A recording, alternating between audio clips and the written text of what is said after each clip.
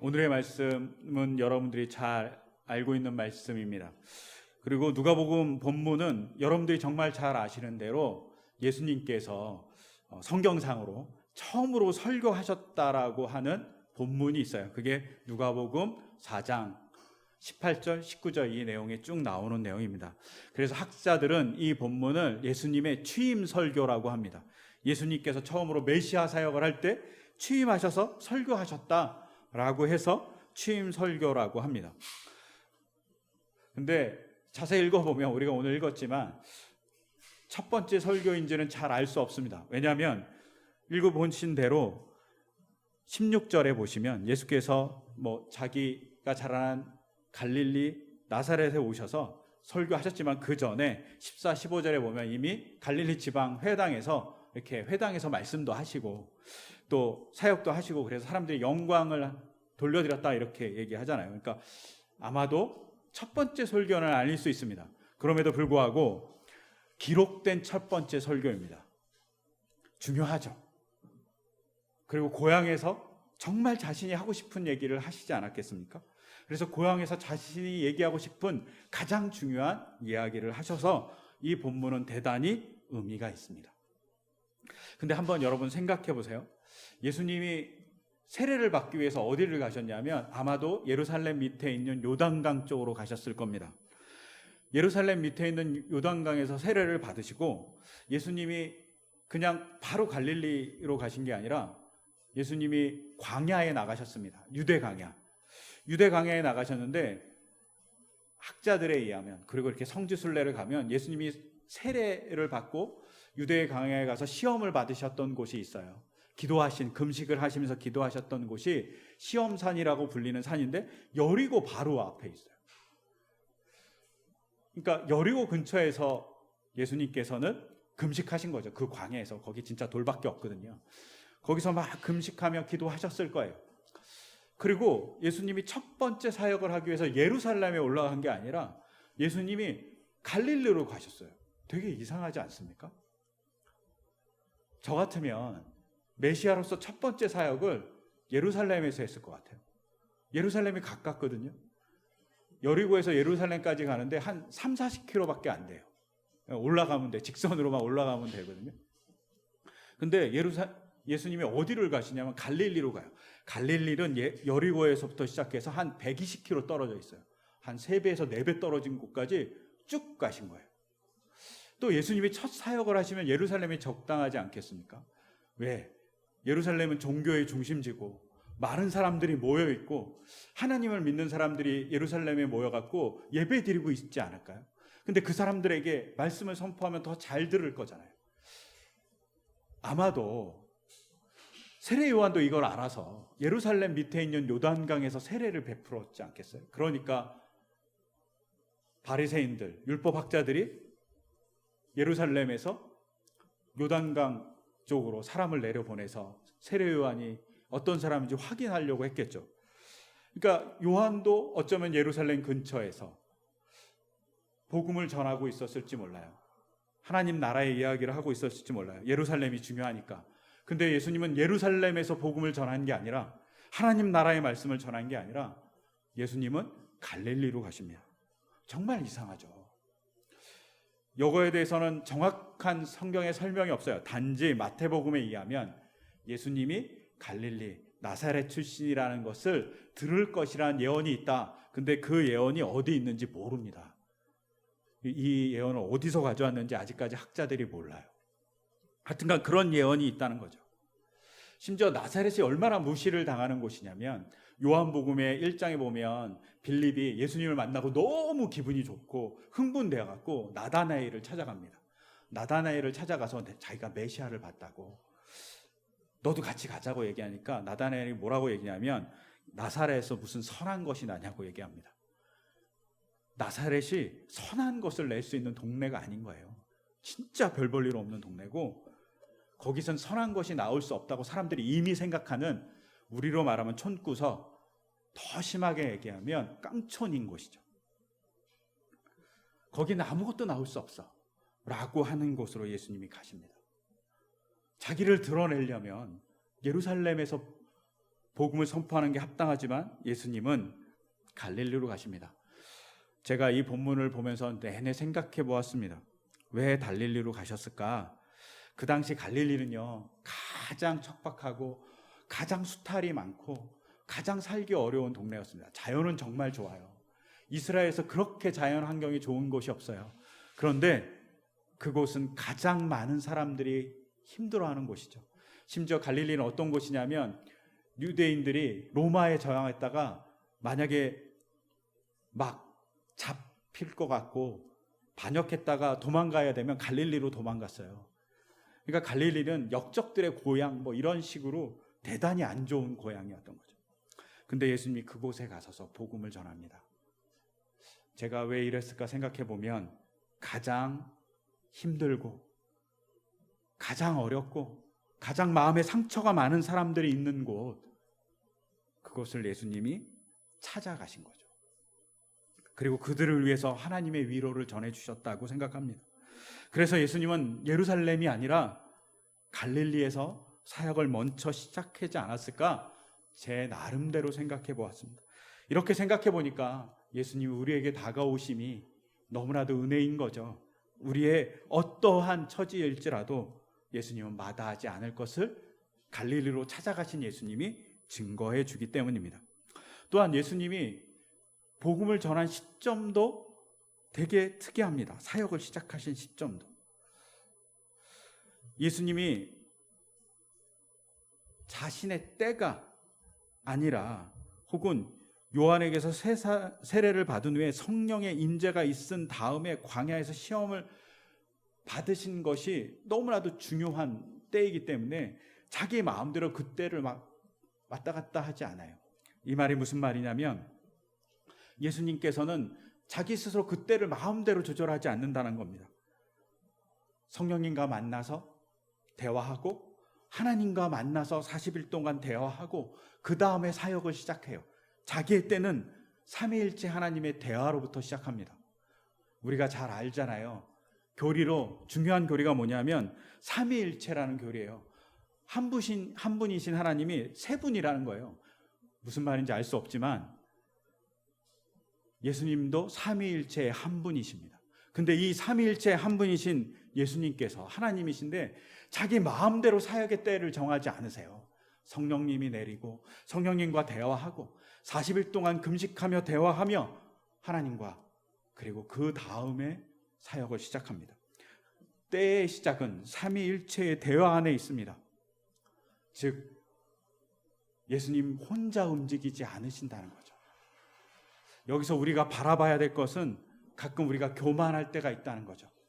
우리가 조금 안다고, 우리가 신앙이 조금 지식이 많다고, 신학적으로 조금 지혜가 있다고 우리 마음대로 판단하는 경우가 목사인 저는 더 많고요. 우리는 성도로서 우리는 가끔 있습니다. 이거 삶에서 보면 이렇지 않습니까? 우리가 아이를 키우다 보면 아이에 대해서 다 아는 것 같아요. 그래서 아이가 검은 옷을 좋아한다고 생각해서 계속 검은 옷만 사다 주는 거예요. 너 이거 좋아하잖아. 근데 아이가요, 어느 날 보니 검은 옷을 입지 않고 하얀 옷만 입는 겁니다. 근데 부모가 아이를 다 안다고 검은 옷만 사다 주는 겁니다. 얼마나 아이는 짜증날까요? 부모가 아이를 다 알지 못하죠. 같이 삶에도 불구하고, 자기가 낳았음에도 불구하고, 자기가 길렀음에도 불구하고 다 알지 못합니다. 이것과 비슷하지 않을까 싶어요. 끊임없이 대화해야지 알 수 있죠. 근데 성삼위일체의 하나님은, 그리고 예수님은, 성령님은 끊임없이 대화하는 거죠. 사역의 때를 그 대화 속에서 만들어갑니다. 이 속에 우리가 겸손해야 됨을 알 수 있어요. 신앙이 많다고, 연수가 길다고, 신학적인 책을 조금 더 읽었다고, 신앙적으로 성경을 100번 읽었다고, 이거 중요하지 않습니다.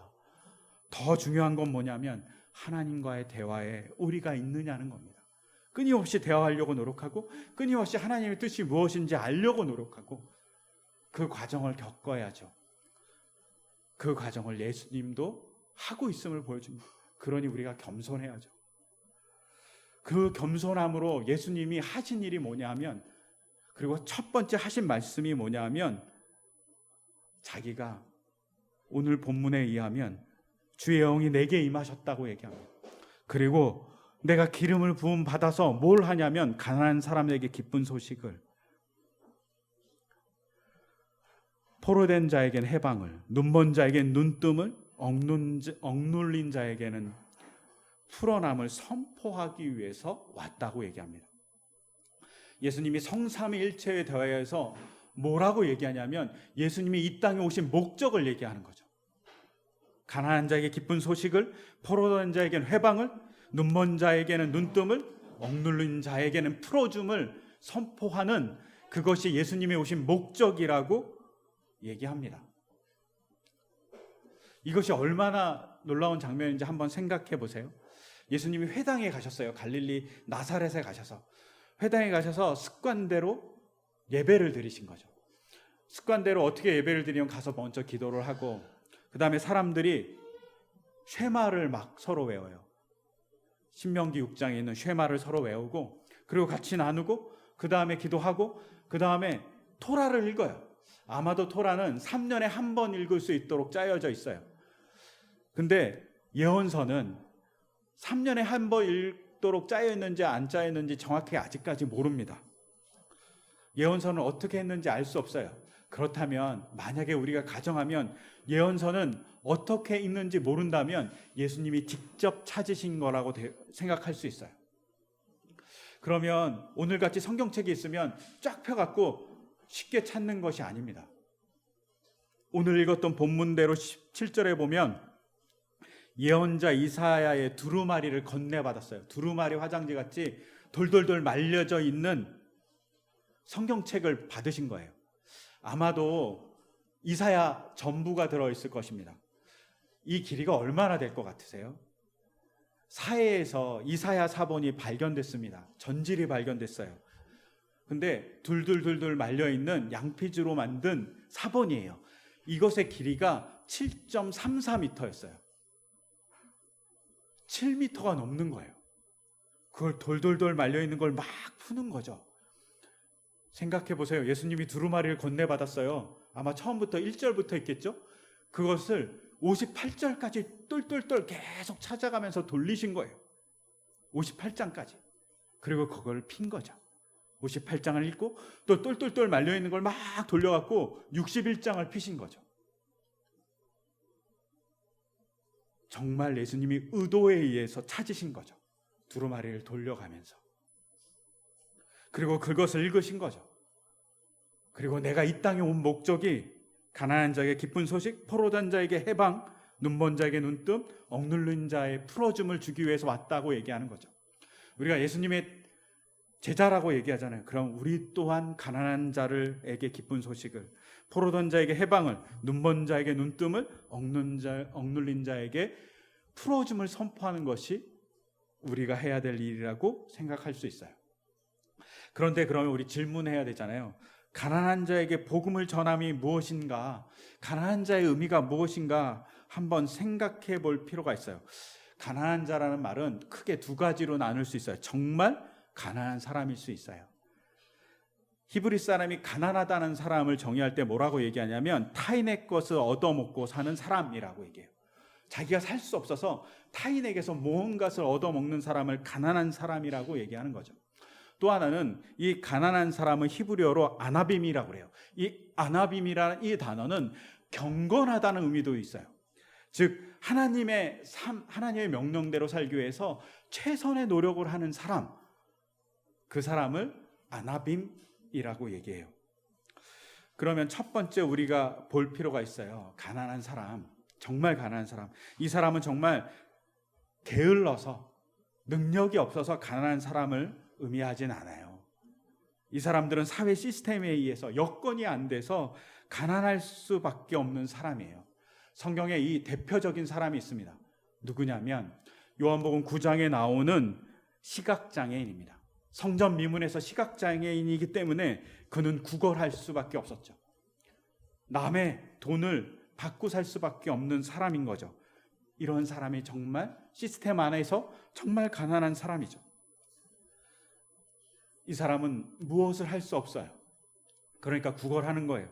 근데 예수님이 그를 찾아가셔서 그를 고쳐줍니다.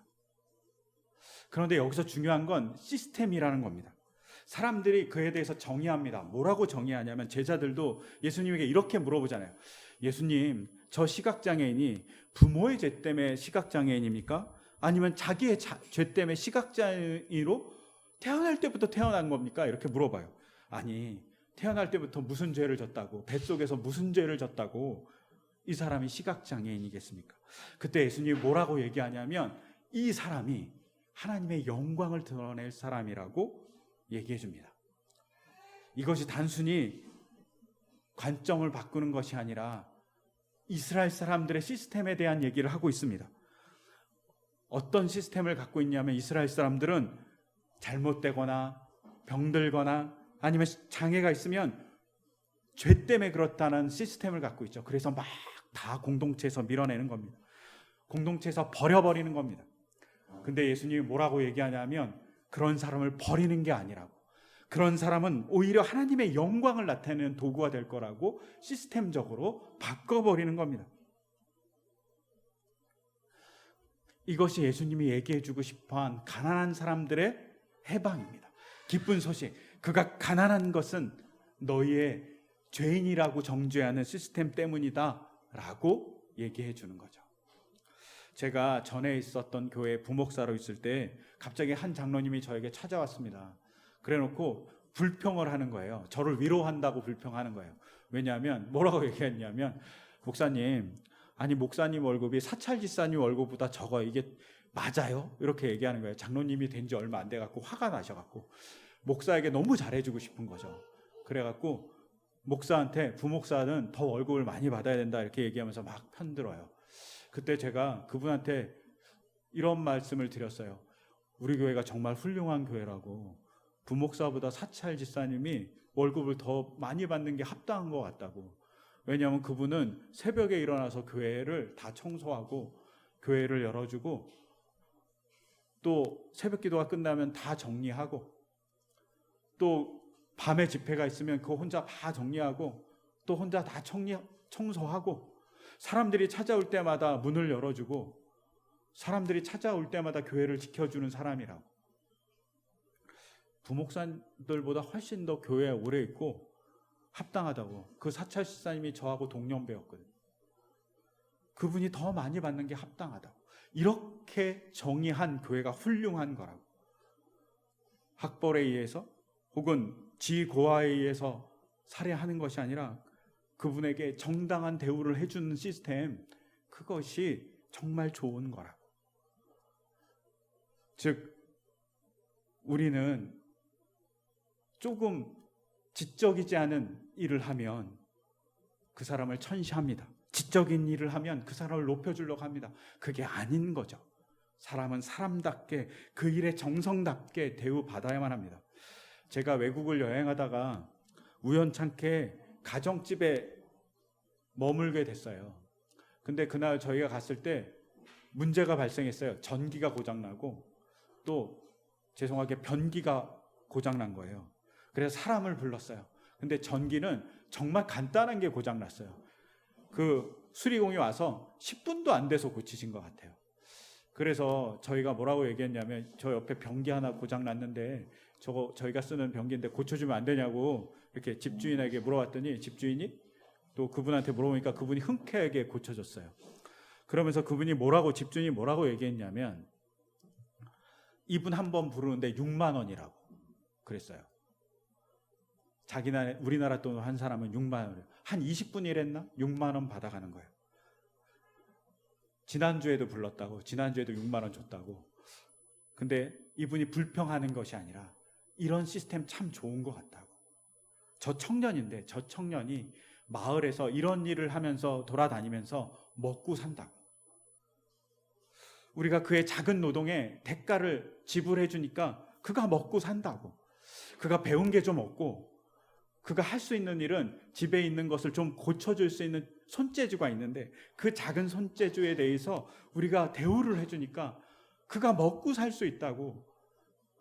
내가 이 나라에 와서 이런 대우를 해주는 이 시스템을 보면서 참 좋게 생각한다고 그 집주인이 얘기하는 겁니다.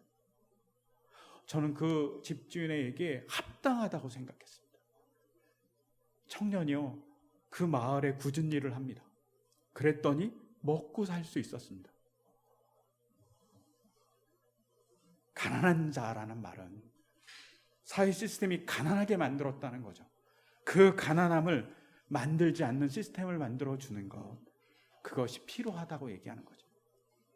예수님은 시각장애인을 고쳐주면서 이 사람은 영광을 받을 사람이라는 시각 시스템을 변화시켜주면서 하나님의 놀라운 얘기를 해주고 있는 겁니다. 그것을 선포하기 위해서 내가 왔다고 얘기하는 거죠. 만약 가난한 사람이 경건한 사람이라고 보면 그 경건한 사람은 어떤 사람이냐면 예수님의 말씀대로 살려고 노력하는 거죠. 오늘 읽었던 우리 본문의 19절에 보면 주님의 은혜의 해예요. 이건 희년을 의미해요. 희년이 어떤 겁니까? 50년마다 한 번씩 자기 재산의 원시점으로 돌아가는 거예요. 그리고 자기가 원래 처음에 가졌던 재산이 50만 원이면 50만 원만 남기고 나머지 돈은 다 남에게 원래 그 재산을 가져야 될 사람으로 다 돌려주는 거예요. 놀라운 혁명과 같은 법이죠. 이 은혜의 희년.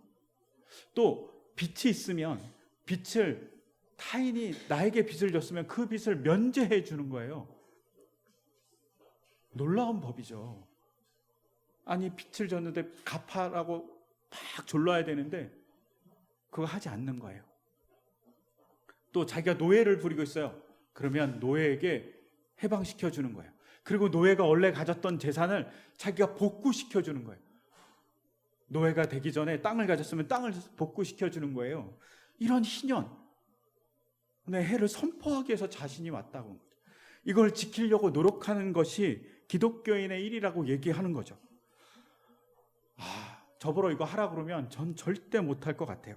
근데 이것에 할 수 있는 방법들에 대한 생각들을 좀 해볼 필요가 있죠. 이것을 하는 방법들에 대해서 기독교인이 아니라 간디가 얘기한 것을 참고할 필요가 있습니다. 간디가 사회의 악이 7가지가 있다고 얘기했어요. 그 7가지가 뭐냐면 원칙 없는 정치, 노동 없는 부, 양심 없는 향락, 인격 없는 지식, 도덕성 없는 상업, 인간성 없는 과학, 희생 없는 종교라고 얘기했어요. 원칙 없는 종교는 정치인들이 원칙 없이 행동하는 겁니다. 법치를 무시하고 자기 마음대로 자기 생각대로 법을 이용하는 거죠. 이것이 우리에게도 많이 있잖아요. 법을 마음대로 이용하고 법의 약점을 이용해서 돈 버는 행위, 정치적인 이익을 막 탐하는 행위들이 있잖아요. 이거 하지 말라는 거죠. 노동 없는 부, 여러분 우리가 노동의 대가를 제대로 지불하면 노동 없는 부가 생기지 않을 겁니다. 가끔 이런 얘기가 나옵니다. 부동산을 통해서 돈을 버는 것에 대한 얘기가 많이 나오고 주식 투자를 통해서 돈을 얻는 것들에 대한 이야기가 많이 나옵니다. 근데 그것보다 더 사회가 많이 얘기해야 될 것은 뭐냐면 정직한 노동으로 얻는 부, 정직한 생각으로 얻는 부에 대해서 더 많이 나와야 됩니다. 그런데 우리가 누구를 부러워하는지 아닙니까? 건물을 매입해서 건물이 막 몇 배로 막 뻥튀기 돼서 튀어서 엄청난 수익을 얻었다라고 얘기하는 사람을 부러워합니다. 내가 주식을 투자했는데 엄청나게 많이 이익이 남았다고 하는 사람을 부러워합니다. 내가 비트코인을 얻어서 엄청난 부를 축적했어라고 얘기하는 사람을 부러워합니다. 우리가 정말 부러워해야 될 사람은 정직한 노동을 통해서 얻는 부입니다. 그것이 중요하죠. 그것을 얻으려고 노력하는 것이 중요합니다. 양식 없는 향락, 우리가 이번 코로나 사태에서 잘 보았지 않습니까? 클럽발 전염 사태를 통해서 잘 보았습니다. 양심 없는 향락이죠. 양심 없는 향락을 즐기기 위해서 우리가 확산을 일으키고 많은 사람들을 괴롭히는 일을 벌였던 것을 잘 봅니다. 또 인격 없는 지식, 거짓 뉴스죠. 거짓 뉴스가 판치면서 사람을 얼마나 괴롭히는지 잘 봅니다. 또 도덕성 없는 상업, 불량식품, 무기 판매, 매점 매석, 거짓 상술, 이런 것들이 도덕성 없는 상업이겠죠. 인간성 없는 과학이란 뭡니까? 유전자 조작이나 무기를 만들어서 사람을 괴롭히는 겁니다. 자연을 파괴하는 겁니다. 이런 것들이 인격성 없는, 인간성 없는 과학이겠죠. 또한 희생 없는 종교는 어떤 겁니까? 희생 없이 성장만을 바라보는 것, 하나님의 사랑을 나눠주는 것 없이 교회의 부흥만을 꿈꾸는 것, 이게 희생 없는 종교일 겁니다. 이런 거에 사회의 악이라는 거죠. 이런 거를 하지 않고 하나님을 향해서 나가려고 경건하게 노력하는 것, 손해를 보더라도 경건하게 노력하는 것, 그 사람이 기쁜 소식을 얻게 될 거라고 얘기하는 것이 예수님의 이야기입니다. 또 예수님이 오신 두 번째 목적으로 포로된 사람에게 해방을 주기 위해 오셨다고 합니다. 포로된 자라는 말은요, 여기서 감옥에 갇힌 사람이 아니라 빚진 자들을 의미할 가능성이 많습니다. 빚을 진 거죠. 빚의 포로에 갇힌 사람들을 해방시켜 주는 겁니다. 이 속에는 어려운 사람을 도와주라는 말입니다. 어려운 사람을 서로 도와주는 공동체가 되라고 얘기하는 거죠. 그것을 서로 선포하라고 얘기하는 겁니다. 우리가 주의 기도를 공부했어요. 주의 기도에 우리가 우리에게 잘못한 사람을 용서하여 준 것 같이 우리의 죄를 용서해 달라고 얘기합니다. 이때 우리의 잘못이라는 이 잘못은 빚진이라는 의미도 포함하고 있어요. 우리가 빚진 사람에게 빚을 면제해 준 것 같이 우리의 빚을 면제해 달라는 겁니다. 이것이 예수님의 이야기인 거죠. 또 우리가 사도신경에 뭐라고 고백합니까? 성도의 교제를 믿는다고 합니다. 이 성도의 교제라는 이 코미니오 넴이라는 이 라틴어는 우선은 첫 번째 나눔입니다. 그냥 친교하라는 거 아니에요. 우리의 물질적 나눔을 하라는 거죠. 그것이 필요하다는 거죠. 즉 예수님이 포로난 자에게 해방을 선포하는 것은 빛의 억눌림에서 해방시켜 준다는 겁니다. 그것을 서로 하라는 거죠. 서로 할 때 그 공동체가 기쁨이 넘칠 거라고 얘기합니다. 제가 개인적으로 마음이 아픈 사건이 두 개가 있습니다. 하나는 학생들이 학원 갈 돈이 없어서 너무나도 힘들어하는 모습을 볼 때입니다. 또 하나는 대학생들이 학자금 대출을 갚기 위해서 너무나도 노력하거나 학자금을 마련하기 위해서 아르바이트하는 겁니다. 저는 개인적으로 누구나 학원 갈 권리를 보장받는 사회가 되어야 된다고 생각합니다. 또 누구나 아르바이트로 시간을 뺏기어서 공부할 시간이 없는 대학생이 되면 안 된다고 생각합니다. 누구나 공부할 수 있는 자유, 공부 자체가 부익부 빈익빈이 되는 사회가 되면 안 된다고 생각합니다. 그것을 우리가 해줘야 된다는 거죠. 빚진 사회로 공부하는 것이 아니라 당당함으로 공부할 수 있는 사회가 정말 해방을 선포하는 사회가 될 겁니다. 그것이 우리가 만들어가야 될 사회고 우리가 고민해야 될 사회인 거죠. 또한 예수님께서 이 땅에 오셨 목적은 눈먼 자에게 보게 합니다. 이 눈먼 자에게 보게 함은 정말 병의 치유입니다. 누구나 병의 치유를 받을 수 있는 사회를 말합니다. 이것은 모두가 의사가 되라는 얘기도 아닙니다. 우리가 해야 될 일은 공공병원이 잘 될 수 있도록, 우리가 코로나 방역이 잘 된 것 같이 모든 사람들이 잘 치료를 받을 수 있는 사회가 될 수 있도록 만들어가는 것, 그것을 하라는 거죠. 예수님이 그렇게 하라고 우리에게 얘기해 주시는 겁니다. 예수님이 직접 누군가를 치유해 준 사건은 이런 일들을 서로 해주라고, 서로 아픈 자들을 도와주라고. 특히 예수님이 지붕을 뜯고 중풍병자를 내려준 것을 보며 칭찬해 준 건 그렇게 아픈 자에 대한 마음을 4명이 가진 것 같이 가지라는 겁니다. 그런 것이 필요하다고 얘기하시는 거죠.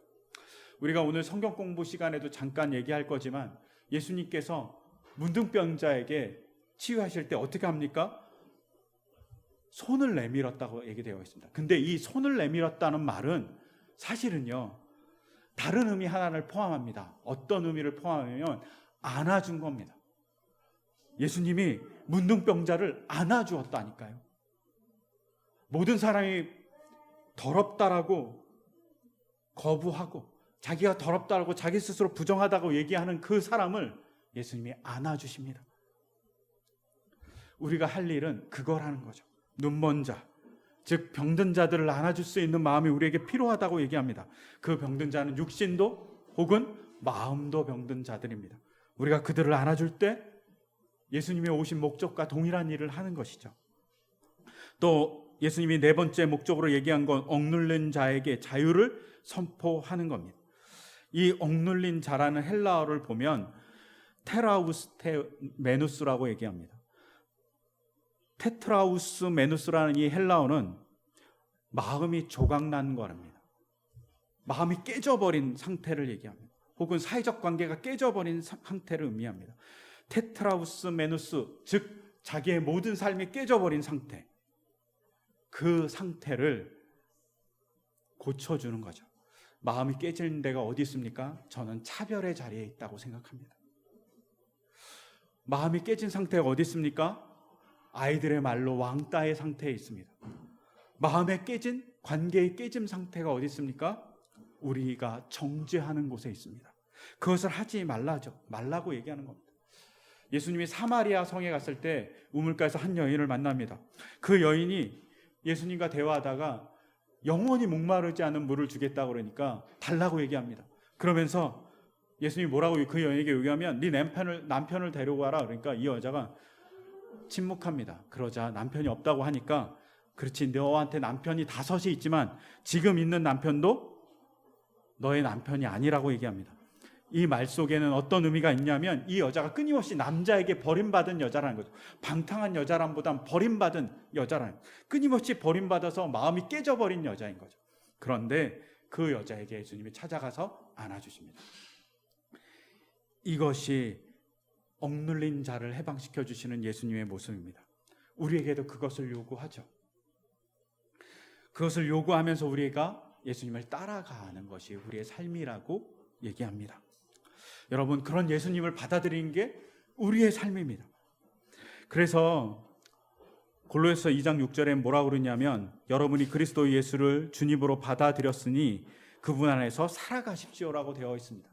즉 예수님이 이렇게 선포한 목적을 우리가 받아들여요. 예수님의 사랑 때문에 받아들여요. 근데 이 받아들이면 단 일회적으로 끝납니다. 그 말은 무슨 뜻이냐면 예수님이 한 번 받아들이면 우리 마음속에 있다는 거죠. 근데 이 받아들인 이 사건이 그분 안에서 살아가십시오라고 할 때 살아가십시오는 헬라어의 특성상 계속 있는 거예요. 한 번도 끊임없이 계속 있어야 돼요. 즉 예수님이 한 번 받아들이시면 우리의 삶에서 계속 살아가야 된다는 거죠. 즉 예수님의 삶의 목적이 예수님을 받아들인 우리가 끊임없이 계속 살아감으로 우리가 이뤄가야 될 것이라고 얘기합니다. 근데 이게 쉽지 않습니다. 그러니까 쉽지 않으니까 예수님께서 나사렛에서 복음을 선포하고 자기의 목적을 얘기했을 때 나사렛 사람들이 어떻게 했을까요? 예수님을 배척합니다. 배척했을 뿐만 아니라 낭떠러지로 가서 예수님을 떨어뜨리려고 했습니다. 이것이 그들의 욕구와 예수님의 말씀이 달랐기 때문입니다. 한번 생각해 보십시오. 우리의 욕구는 예수님이 얘기한 이 4가지, 가난한 자에게 기쁜 소식을 주고 포로된 자에게 해방을 주고 눈먼 자에게 고쳐주고 억눌린 자에게 자유를 선포하는 일을 우리가 좋아하나요? 우리는 그리 좋아하지 않습니다. 근데 우리가 이거를 할 때 우리에게 복음인 기쁨이 넘칠 거라고, 그리고 예수님이 우리 안에 살고 계실 거라고 얘기합니다. 이런 예수님의 산, 예수님 우리의 동행함, 이런 것도 우리가 기대하셨으면 합니다. 그를 통해서 예수님이 오신 목적을 우리 안에서 이루고 우리 안에서 억눌림을 풀어주시고 우리의 눈먼을 뜨게 해주시고 우리의 가난함을 회복시켜 주시고 우리의 포로됨을 회복시켜 주시는 주님의 은혜를 우리가 경험하기 원합니다. 그리고 주님의 내주하심 때문에 우리가 타인에게 똑같이 해방시켜주는 자가 되기를 소망합니다. 그런 사람이 되기 위해서 우리 서로 안아주시고 위로해 주셨으면 합니다. 그리고 우리 안에 차별 혹은 정죄가 조금은 사라지기를 소망합니다. 그런 우리 교회가 우리 개인이 될 수 있게 해달라고 같이 이 시간 기도하겠습니다. 제가 기도하겠습니다. 하나님 아버지, 주님의 오신 목적은 가난한 자, 포로된 자, 억눌린 자, 눈먼 자를 치유해 주시고 그들에게 해방을 주시기 위함이라고 합니다. 주님이 그 목적을 달성하기 위해서 공생에 어떻게 했는지 우리가 바라봅니다. 그리고 주님은 그 목적대로 한 발 한 발 움직였음을 봅니다. 주님, 그 목적이 우리의 삶에도 이루어지기를 소망합니다. 우리의 가난함, 정말 물질적인 가난함을 풀어주시고 그 가난함을 만든 시스템을 바꿀 수 있는 시각을 주시고 또한 우리가 경건하게 살려고 노력할 때 그 경건하게 살려고 노력한 우리에게 기쁨을 회복시켜 주시기를 소망합니다. 또한 우리가 포로되었던 그 빚진 억눌림에서부터 해방시켜 주시고, 우리의 육체적인 아픔으로부터, 심적인 아픔으로부터 고쳐주시고, 하나님 또한 우리의 삶에서 우리가 정말 어렵게 하는 우리의 갇힘, 우리를 억누르고 있는 많은 삶의 자리를 해방시켜 주시기를 소망합니다. 그리고 그 해방의 경험으로 주님과 만나고 주님과 경험하는 귀한 삶을 타인에게 나눠줄 수 있는 우리의 삶이 되기를 소망합니다. 그러기 위해서 주님 우리에게 내주해 주시고 끊임없이 주님 우리를 행동할 수 있도록 주님의 역사를 우리 안에서 일으켜 주시옵소서. 그럴 주님을 기대하며 이 모든 것 주 예수 그리스도 이름으로 기도드립니다. 아멘.